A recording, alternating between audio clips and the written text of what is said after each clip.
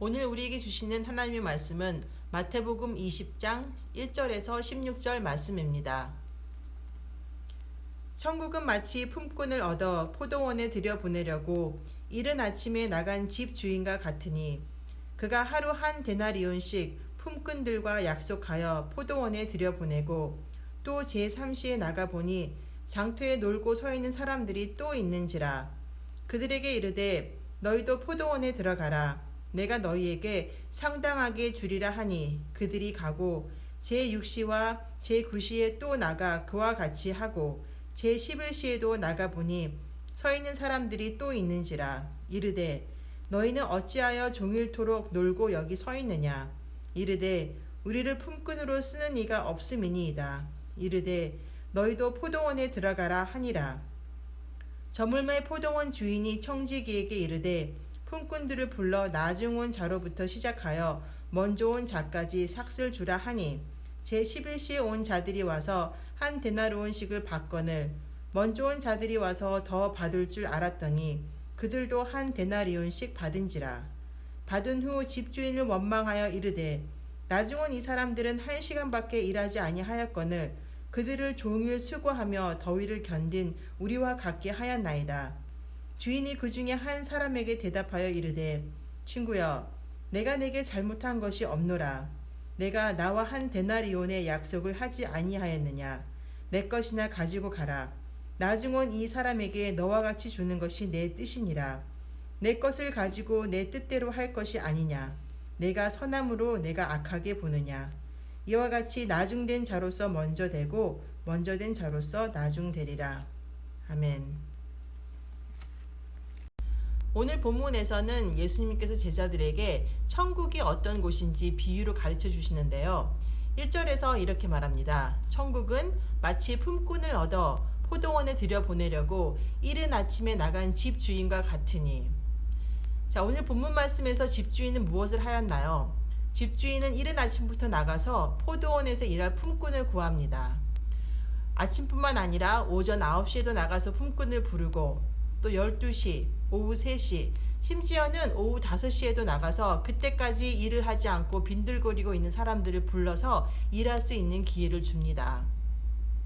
저녁이 되어서 품꾼들이 삭슬 받게 되었는데 이른 아침부터 하루 종일 일한 품꾼들이 더 늦은 시간에 일을 시작한 품꾼들과 똑같은 삭슬 받게 되지요. 그러자 나중에 일한 사람들과 똑같이 삭슬 받았다고 아침부터 일찍 일한 품꾼들이 집주인에게 원망과 불평을 합니다. 솔직히 그렇게 원망하는 품꾼들이 우리가 볼 때는 당연히 불평할 수 있다고 생각하기 쉽습니다. 10시간 일한 사람과 1시간 일한 사람이 똑같은 삭슬 받는다면 어떻게 그렇게 공평할 수가 있을까요? 그거는 당연히 잘못된 계산 같아 보입니다. 품꾼들의 입장에서 보면 이것이 당연히 불공평한 것이지만 하지만 우리는 품꾼의 입장이 아니라 주권을 가지고 있는 하나님의 집주인의 입장에서 이 말씀을 이해해야 할 것입니다. 나중 온 이 사람에게 너와 같이 주는 것이 내 뜻이니라. 집주인의 뜻이 가장 중요한 것입니다. 이른 아침부터 일한 사람이나 나중 온 사람이나 그들에게 한 데나리온씩 주겠다고 약속한 사람도 집주인이고 또 그 약속을 지키신 분도 집주인입니다. 우리 삶에서 우리에게 가장 중요한 것은 하나님의 뜻입니다. 우리를 부르시는 분도 하나님이시고 우리에게 구원을 약속하신 분도 하나님이시고 그 약속을 지키신 분도 하나님이십니다. 우리는 하나님의 것이고 우리의 모든 것은 하나님께 속해 있습니다. 그래서 이사야서 43장 1절에서는 이렇게 말합니다. 내가 너를 지명하여 불렀나니 너는 내 것이라. 하나님께서는 우리에게 분명히 말씀해 주십니다. 너는 내 것이고 그래서 내가 너를 불렀다. 나의 뜻이 아니라 하나님의 뜻이 가장 우선순위라는 것을 깨닫게 되면 우리 삶에 어떤 일이 일어나도 하나님을 믿고 의지할 수 있습니다. 하나님께서 우리를 부르실 때는 우리의 자격도 우리의 능력도 아무 상관이 없습니다. 우리를 사랑하시기에 우리를 불러주신 그 하나님의 음성을 듣고 우리는 그 음성에 응답하기만 하면 됩니다. 오늘 본문 말씀에서 또 한 가지 우리가 생각해야 될 것은 품꾼들의 감사하지 못한 그 마음입니다. 아마도 아침부터 일을 시작했었을 때는 그 품꾼들은 아주 기분이 좋았을 것입니다. 아, 오늘은 내가 이렇게 일할 수 있게 되었어. 오늘 일이 끝나고 나면은 나는 한 데나리온을 받을 수 있을 거야. 그런 감사의 마음이 가득했을 것입니다. 하지만 나중에 나랑 똑같이 일을 그렇게 많이 하지 않았는데도 1시간밖에 일을 안 했는데도 똑같이 삭슬 받는 그들과 나를 비교하였을 때 그들의 마음에는 감사가 사라지고 원망과 불평만 가득하게 되었습니다. 하나님은 우리의 공로와 상관없이 은혜와 자비를 베푸십니다. 다른 사람이 은혜 받는 것을 질투와 원망의 눈으로 보아서는 안 될 것입니다.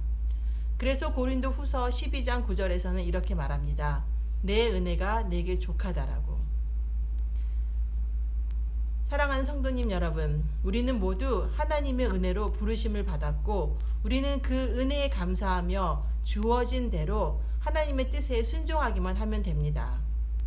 하나님의 은혜가 내게 족합니다 라는 고백이 나의 고백이 되고 나의 나된 것이 다 하나님의 은혜라는 찬양이 우리의 입술에서 나올 수 있기를, 매일 삶 가운데서 하나님의 은혜를 감사하며 사는 우리 모두가 되기를 축복합니다. 함께 오늘 기도할 기도 제목은 오늘 주님 말씀대로 하나님의 은혜가 내게 족하고 주님이 나를 불러주심에 감사하며 내게 주어진 모든 것에 감사하는 마음으로 감당할 수 있는 삶이 되기를 함께 기도하겠습니다. 사랑의 하나님 아버지, 감사합니다. 아버지, 주님께서 우리를 사랑하셔서 우리를 불러주셨고 우리를 포도원에 들여보내주셨습니다.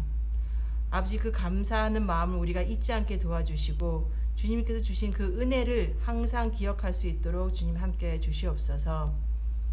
아버지, 우리가 겸손한 마음으로 주님의 일을 감당할 수 있도록 도와주시고 온전히 내가 나된 것은 하나님의 은혜임을, 하나님의 은혜가 내게 족한 것을, 그 고백이 나의 고백이 될 수 있도록 오늘도 주님 인도해 주시옵소서. 오늘 하루를 주님께 맡기오며 이 모든 것 예수님 이름으로 기도드렸습니다. 아멘.